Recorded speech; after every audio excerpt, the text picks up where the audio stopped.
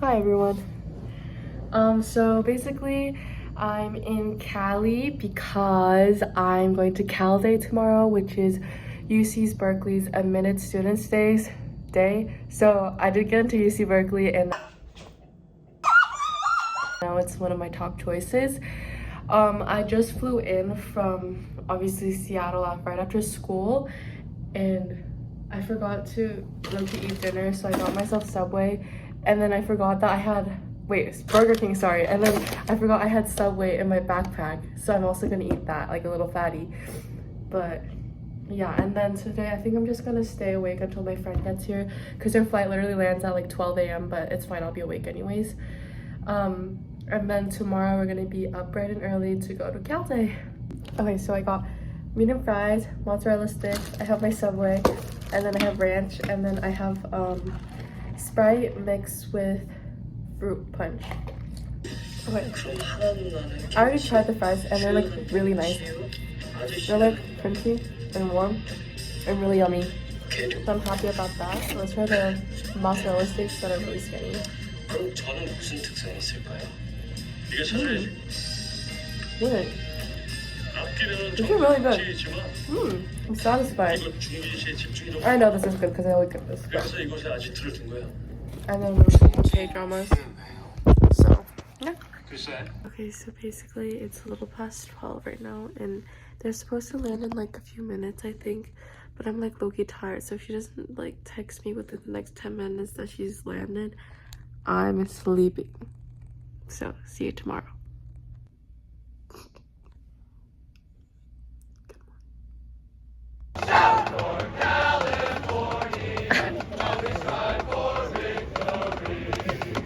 The powerful sense of passion and purpose that animates our youth. We're gonna go to the pre-health planning thingy, and this campus is so big, and I low-key don't know if I like it yet.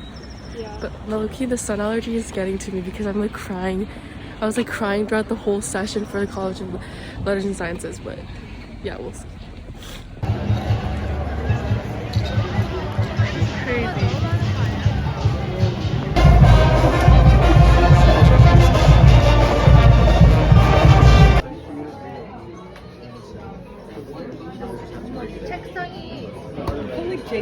Okay, so basically I got embarrassed and stopped filming, but we ate all the food on our plates.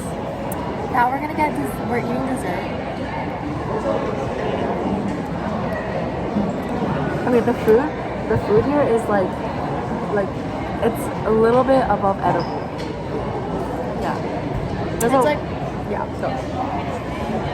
feel like the food is better than what you would think like cafeteria food is, but it's not like wow, this is really good food. I could eat this every day. I would not eat this every day. Oh yeah, and then we got 2 slices of cake, ice cream. And you know what's funny? I'm probably gonna eat again later. Yeah. Me too. Like when we get to the airport, I'm eating again. Like, let me hit that in and out. I really want my fries and burger. We'll figure it out. Also, like, it was really crowded, so it's kind of hard to film. Like, that's like low-key embarrassing to film. So we're gonna do your ice bucket challenge or what? Let's shoot.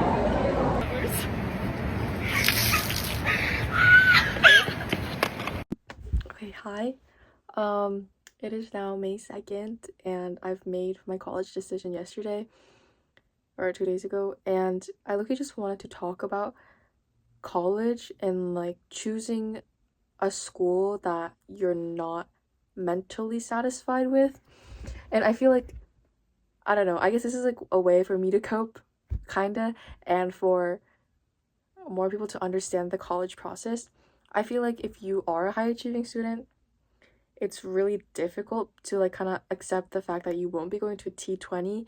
I was like, in the moment I was really upset, but looking back, like I guess like, it's been one day, and like I'm very happy with my decision, and I'm glad that I chose a school that would actually benefit me over a school that has the name that follows behind it. So I guess that like implies that I chose University of Rochester over UC Berkeley. A big reason for that was because I got basically a full ride at U of R. Like I got a really good financial offer, and at Berkeley I got no money, like no money at all. They were like, yeah, you're paying the straight like 85K, and one that would be like 400K in debt by the time I get to med school, and another 400K after I graduate med school, and I'd be like $1 million in debt. And that is not something like that I wanted. Like who wants yeah, whatever. Who wants to be $1 million in debt? Like that's crazy.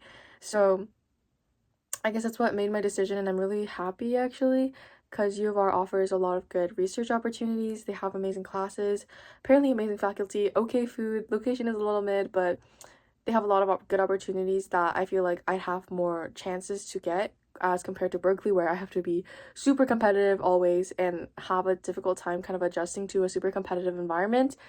Yeah. And I feel like talking about the college apps process in general, when you're applying to these colleges, whether you're good enough or not, you will like you like kind of get your hopes up in the fact that, oh, I'll get lucky and I'll get in, or like you'll make up these imaginations. I feel like everyone does, and obviously life does not turn out that way, especially if you go to like a low-key competitive school where everyone's like really good.